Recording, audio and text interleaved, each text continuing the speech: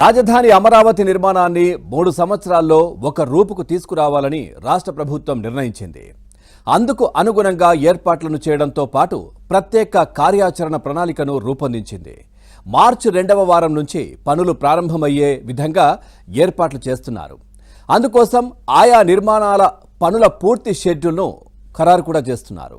రాజధాని అమరావతి నిర్మాణానికి సంబంధించి రాష్ట్ర ప్రభుత్వం స్పష్టమైన కార్యాచరణ ప్రణాళికతో ముందుకు వెళుతోంది. రాజధానిలో వివిధ భవనాల నిర్మాణానికి సంబంధించి కూడా సిఆర్టీఏ అవసరమైన ఏర్పాట్లను చేస్తోంది.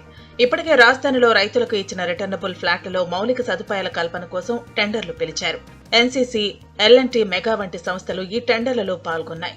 ఈ టెండర్లలో ఎవరి పేర్లు ఖరారవుతాయో చూసి వచ్చే నెల 8వ తేదీన లెటర్ ఆఫ్ అగ్రిమెంట్లు ఇవ్వాలని నిర్ణయించారు.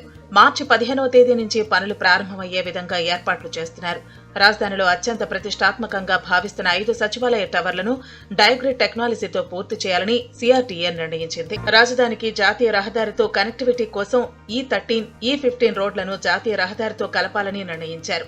ఇందుకోసం 7.50 ఎకరాల భూసేకరణ జరిపితే సరిపోతుందని కూడా సిఆర్టీఏ నిర్ణయానికి వచ్చింది. రాజధాని ఔటర్ రింగ్ రోడ్ కు సీఎం కొన్ని సవరణలు సూచించడంతో కన్సల్టెంట్లు ప్రస్తుతం ఈ పనులు పూర్తి చేస్తున్నారు. 3 సంవత్సరాల్లో 100% పనులు పూర్తి చేసే విధంగా కార్యాచరణ ప్రణాళికను రూపొందించారు. రాజధానిలో ఇప్పటికే 70 నుంచి 90% నిర్మాణం పూర్తి చేసుకున్న అఖిల భారత సర్వీస్ అధికారులు, ఎన్జీఓ, గెస్టెడ్ అధికారులు, ప్రజాప్రతినిధుల భవనాలను 9 నుంచి 12 నెలల్లో పూర్తి చేయాలని నిర్ణయించారు. సిఆర్టీఏ కార్యాలయాన్ని ఈ ఉగాదికి పూర్తి చేయనున్నారు. రాజధానిలో రహదారులను 1.5 సంవత్సరాల్లో పూర్తి చేయాలని, ఐకానిక్ బిల్డింగ్లు 3 సంవత్సరాల్లో పూర్తయ్యే విధంగా కార్యాచరణ ప్రణాళికను రూపొందించారు. పురపాలక శాఖ మంత్రి నారాయణ, సిఆర్టీఏ కమిషనర్ కన్నాబాబుతో పాటు అధికార యంత్రాంగం ప్రస్తుతం రాజధాని పనులపై పూర్తి స్థాయిలో కసరత్తు ప్రారంభించారు. నిర్దిష్ట కాల పరిమితిలో ఈ పనులన్నీ పూర్తయ్యే విధంగా కాంట్రాక్టు సంస్థలకు దిశానిర్దేశం చేయాలని నిర్ణయించారు.